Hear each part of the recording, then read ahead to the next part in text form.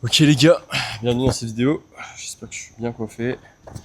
Je sais pas trop, je viens tout juste de terminer ma séance et je lance le chrono, à peu près 10 minutes pour vous faire la vidéo, simplement parce que c'est ce qui me reste sur la carte SD actuellement de la caméra.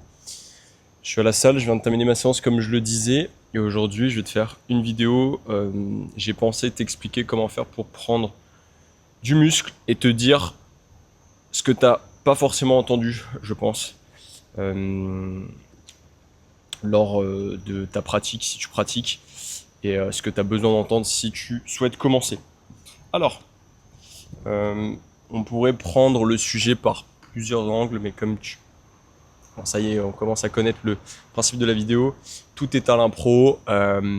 Alors, j'ai envie tout simplement de commencer par déjà t'enlever une croyance, c'est que tu vas pas devenir trop musclé par hasard. Et tu vas même pas en réalité devenir musclé par hasard. Ça, c'est vraiment une croyance assez étrange, comme si tu pouvais prévoir comment ton physique serait. Moi, j'ai vraiment eu des gens en coaching à l'époque où je travaillais dans une salle où j'avais des personnes chaque jour qui venaient me voir en consultation, en bilan. Et j'ai eu énormément d'hommes, de filles aussi, mais beaucoup d'hommes, qui me disaient, alors oui, j'ai envie de me muscler un petit peu, mais j'ai pas envie de devenir trop musclé, tu vois. Bon, tu connais déjà cette phrase qui disait, oui, j'ai envie de jouer au tennis, mais j'ai pas envie de devenir Rafael Nadal. Mais au-delà de ça, je trouve que ça paraît évident dans un autre sport, et c'est vrai que si on se met à la place de ces gens-là, je comprends que quand tu commences la musculation, tu as cette image bodybuilding, ou alors de personnes qui font de la musculation, tu vois, un peu le go muscu, qui est gras, qui a des gros bras, mais quand il enlève le t-shirt, tu vois, ça dégouline un petit peu, il a un peu de ventre et tout, et en même temps, il a un lifestyle où il se prive énormément et on se dit, ok, bon, le mec est musclé, mais il est raide, il est pas très mobile, il est pas très souple, il est pas très esthétique au final, il fait que ça de ses journées, donc forcément, bon, il peut y avoir cette croyance-là. Mais déjà, faut enlever cette croyance de la tête parce que effectivement, c'est-à-dire que c'est complètement refuser en fait le réel chemin que va t'apporter la musculation, le renforcement musculaire, le développement physique. Parce que en fait, tu mets une barrière déjà au départ hyper en fait arrogante. Alors, il faut que tu enlèves cette barrière-là parce que il faut que tu sois conscient que tu ne peux faire que de la musculation au service de ton intérêt. Et si c'est pas le cas, c'est que tu le fais mal, c'est que tu es mal accompagné ou c'est que tu le fais mal. Alors, maintenant, si ton objectif c'est d'être plus musclé, je suis désolé pour le tram qui va passer plusieurs fois. Pour le son, c'est pas terrible, mais je peux pas faire autrement.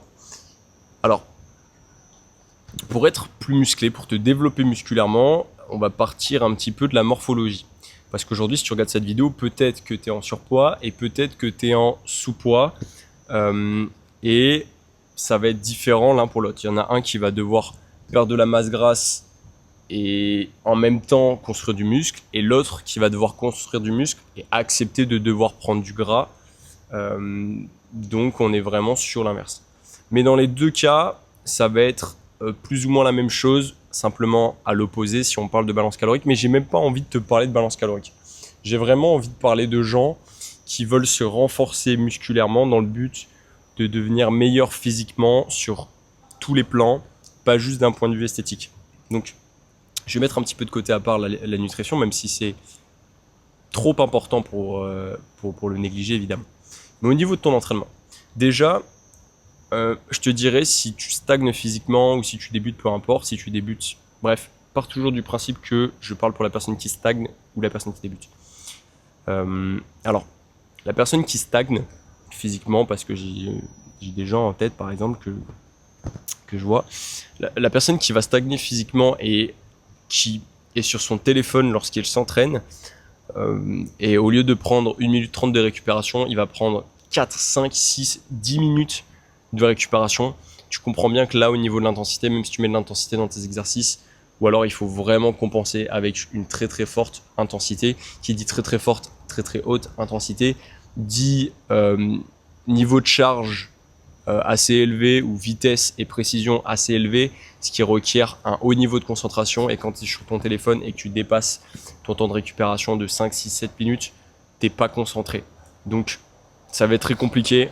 Je te conseille évidemment que quand tu arrives dans la salle de sport, tu laisses ton téléphone dans ton casier. Regarde, j'ai un chrono, ça s'achète à Decathlon, 4 €. Et ben ouais, tu passeras peut-être pour un bouffon.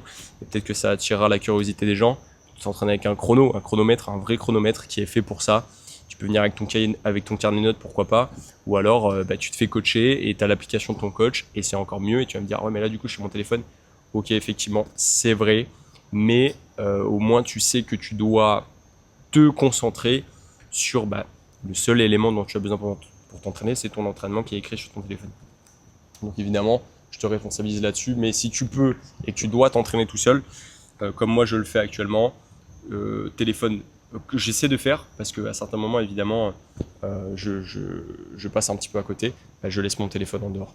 Deuxième chose, j'ai envie de te parler de la musique. J'ai envie de te dire, arrête de t'entraîner avec de la musique. Parce que je crois que la musique, ça va être un amplificateur. Effectivement, à un certain moment donné, c'est vraiment cool de s'entraîner avec de la musique, de faire une performance avec de la musique.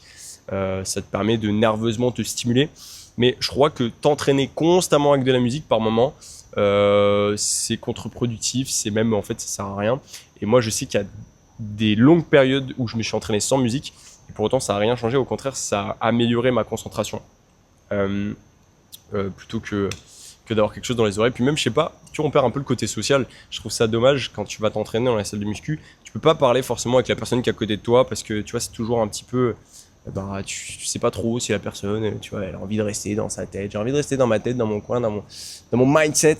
Non, mais c'est pas ton mindset. En fait, c'est, je sais pas, tu regarderas tous les mecs musclés. Il y a beaucoup de mecs musclés, vous verrez, qui s'entraînent sans musique et qui sont là comme ça, en train de regarder un peu le plafond quand ils sont en récupération. Tu observeras ça peut-être la prochaine fois que tu iras à la salle. Ensuite, pour ce qui est des exercices, ne pense pas au départ à la surcharge progressive pour prendre du muscle. Parce que on parle de prendre du muscle, mais on parle aussi de niveau. Je ne m'adresse pas nécessairement à des avancées. Parce que aujourd'hui, si tu dois construire un physique athlétique, polyvalent, et bien tu as besoin, comme je disais, de la musculation comme outil. Donc pour te renforcer musculairement, il va falloir que tu développes un bon contrôle moteur, une bonne qualité d'exécution. Et au départ, ça va te demander, avant même d'augmenter la charge sur les exercices que tu fais, d'être capable de réaliser l'exercice correctement. Donc pourquoi pas commencer par diminuer les répétitions avec des charges qui te permettent de réaliser l'exercice avec la qualité technique la plus irréprochable possible. Et ça pendant des semaines pour construire un nouveau schéma moteur bien bien l'emmagasiner. Donc commence pas nécessairement à surcharger et une fois que tu as maîtrisé cet exercice-là, là commence pourquoi pas une progression. Dans un premier temps, tu vas pouvoir surcharger, donc c'est-à-dire augmenter petit à petit le niveau d'intensité, soit en réduisant le nombre de séries et en augmentant la charge. Tu peux même augmenter la charge et augmenter le nombre de séries pour un niveau pourquoi pas un peu plus avancé, diminuer le nombre de répétitions, augmenter le nombre de répétitions, augmenter l'amplitude sur certains exercices. Voilà, il y a plusieurs manières de créer une surcharge, mais toujours le phénomène de surcompensation, c'est stimulation, phénomène de décompensation, c'est à ce moment-là que tu vas pouvoir ensuite revenir à un état supérieur pour pouvoir résister à la contrainte que toi tu as infligée à ton corps. Donc pour ça, il faut que tu te rapproches d'une intensité qui demande à ton corps de sortir de ta zone de confort, parce que s'il n'en sort pas, c'est-à-dire qu'il ne peut pas s'adapter à quelque chose qu'il n'est pas contraint, enfin, en tout cas il ne peut pas s'adapter s'il n'est pas sollicité de sorte à ce qu'il ait besoin de créer cette adaptation. Donc pour ça, il faut tout simplement que tu t'entraînes de manière intense, que tu choisisses les bonnes charges. Mais d'abord, apprends les mouvements, la technique, les exercices fondamentaux, comme le développé couché, tout ce qui est, en fait, tous les patterns principaux. On a tout ce qui est poussée horizontale, poussée verticale, tirage horizontaux, tirage verticaux, les squats, les mouvements de hanche, step, lunge pour tout ce qui est bas du corps.